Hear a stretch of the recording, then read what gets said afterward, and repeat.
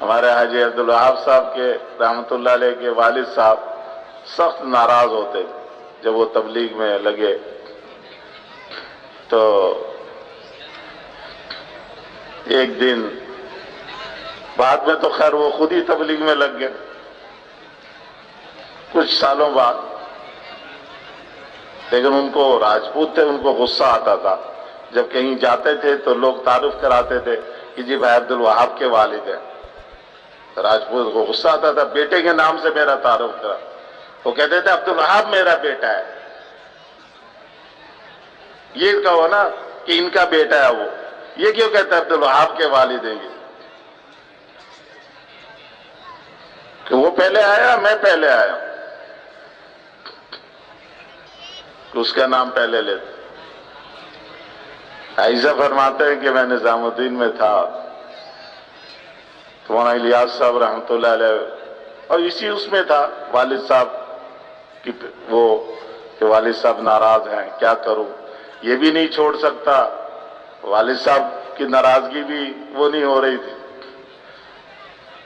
تو مولانا الیاس صاحب رحمۃ اللہ علیہ بیان میں فرمانے لگے کہ قیامت کے دن اللہ تعالیٰ ایک آدمی کو کھڑا کریں گے اور اس کے جتنے حقوق والے ہیں نا ان سب کو بھی بلائیں گے، ماں کو بلائیں گے، باپ کو بلائیں گے، بیوی کو بلائیں گے، بچوں کو بلائیں گے۔ یہ آج کل کی یہ جو بچے بیٹھے ہوئے نا یہ بھی باپوں کو تانے دیتے ہیں، کئی مجھے ملے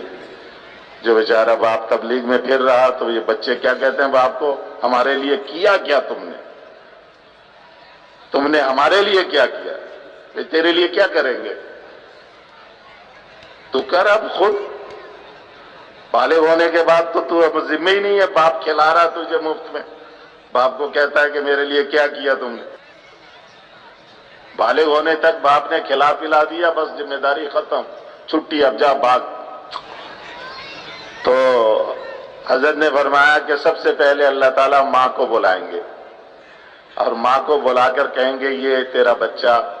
اس نے تیرا حق یہ حق نہیں ادا کیا، اب بتا تجھے حق چاہیے یا وہ دیکھ سامنے جنت، وہ جنت چاہیے؟ آئی صاحب نے اسی طرح فرمایا کہ مولانا الیاس صاحب رحمۃ اللہ علیہ نے یوں انگلی سے اشارہ کیا کہ وہ دیکھ سامنے جنت، وہ جنت چاہیے یہ حق چاہیے، ماں جب جنت دیکھے گی تو کہے گی جنت چاہیے، اللہ تعالیٰ کہیں گے اچھا پھر حقوق معاف سارے، وہ کہے گی معاف، میں کہ چل جا جنت میں جا۔ پھر باپ کو بلائیں گے کہ تیرے بیٹے نے یہ حق توڑا ہے، اب بتلا کہ تجھے حق چاہیے یا وہ دیکھ جنت چاہیے، باپ کہے گا جنت چاہیے، انہیں کہا حق معاف، انہیں کہا معاف، انہیں کہا جا پھر بیوی کو بلائیں گے، پھر بچوں کو بلائیں گے، اسی طرح ایک ایک کر کے بلاتے جائیں گے اور پھر سارے کے حقوق معاف کروا کر سب کو جنت دے دے کر راضی کر دیا، اور اس کو بھی کہا جا تو بھی جا جنت۔ بھائی صاحب کہتے ہیں جب میں نے یہ بات سنی حضرت سے، بس پھر میں نے کہا اب تو ہو گیا کام، اب تو کام ہو گیا، بس پھر دن رات نہ گھر دیکھا نہ در دیکھا نہ رشتے ناتے کچھ نہیں، بس اس کام کو اپنا کام بنا۔ قرآن کی تفسیر ہے قرطبی، اس کو میں دیکھ رہا تھا تو وہ اس میں یہ حدیث نظر آ گئی، حضرت عائشہ فرماتے تھے مولانا الیاس صاحب رحمۃ اللہ علیہ جو ہے اللہ نے فرمایا رسول نے فرمایا یوں کہہ کے بیان نہیں کرتے تھے، بس جو چیز ہے اس کو بتاتے تھے، نماز پڑھو گے اتنا فائدہ ہوگا، سبحان اللہ کہو گے اتنا فائدہ ہوگا، یوں نہیں کہتے تھے کہ حضور نے فرمایا کہ سبحان اللہ کہو گے تو اتنا فائدہ ہوگا، جو فائدے کی چیز ہے صرف وہ اتنا بتلا دیتے۔ تو یہ جو حضرت نے فرمایا کہ قیامت کے دن اللہ اس طرح بلائیں گے اور حقوق معاف کروائیں گے، جنت دیں گے، تو یہ قرطبی میں موجود، میں نے وہ لا کے حاجی صاحب کو دکھلایا، میں نے کہا جی یہ تو حدیث میں بھی موجود ہے اسی طرح کا مضمون کہ اللہ تعالیٰ قیامت کے دن وہ شخص جو اللہ کے نام کی سربلندی کے لیے،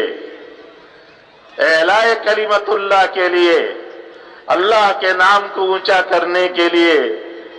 اپنی جان اور مال کو لگا دیتا ہے، نہ دن دیکھتا ہے نہ رات دیکھتا ہے، نہ کھانا نہ آرام، نہ گھر نہ در، اللہ اس کے حقوق والوں کو حقوق کے بدلے میں اعلیٰ سے اعلیٰ نعمتیں دے کر سارے حقوق معاف کروائیں گے اور سب کو جنت میں اکٹھا کر دیں گے۔